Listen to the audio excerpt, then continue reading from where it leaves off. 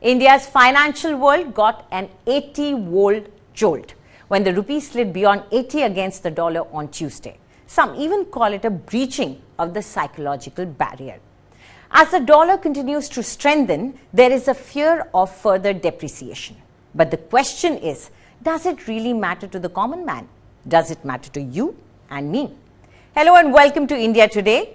And today we will tell you more about the tumbling rupee and its impact on your pocket.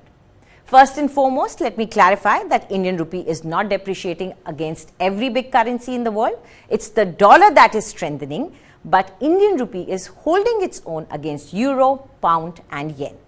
Although the Finance Minister Nirmala Sitharaman has accepted that since December 2014, rupee has depreciated 25% against the US dollar.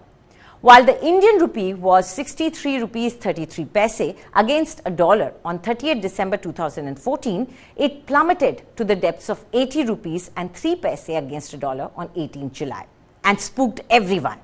Now, to get a better understanding of how some currencies of some significant economies are doing, let's do a comparison.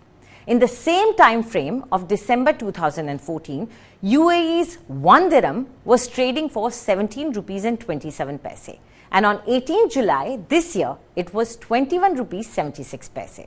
Not a very significant change since 2014. Now let's look at the euro. On 30th December 2014, you would have had to exchange almost 77 rupees for 1 euro, and the day the rupee got everyone worried, 1 euro was worth 81 rupees and 79 paise. Again, not a very significant jump in almost a decade. In fact, in April 2017, euro slid to 67 to 68 against the Indian rupee. That was a good time to take that European vacation. Anyway, the Japanese yen is another currency that matters in the financial world. Rupee seems to have held strong against it. December 2014 had the Japanese yen at 1.88 against a rupee, while now it is at 1.72. Most of the currencies I have mentioned are of nations that are strong economies with years of industrial advantage. Now that you understand the standing of the rupee in the last decade, let's talk about last Tuesday. A stronger dollar and a weaker rupee can impact the common man to an extent. Let's try to understand that. Firstly, imports will get expensive. Your same rupee will now purchase less in the international market. So those who are in the business of imports or are using products that are imported or are manufactured from imported raw materials, they will feel the burn. American goods are definitely getting more expensive for you to enjoy. But if you are an exporter to the United States, then it would mean more income in your pocket at the same number of dollars you earn will convert to more rupees.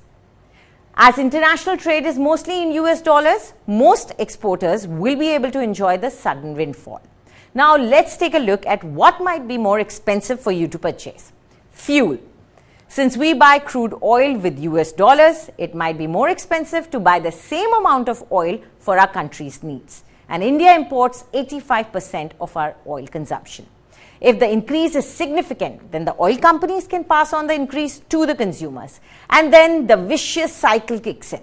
Increase in fuel prices means increase in prices of many goods. And that takes us to the dreaded word, inflation. Now, it's also likely that the car that you are putting this expensive fuel into might become dearer to manufacture.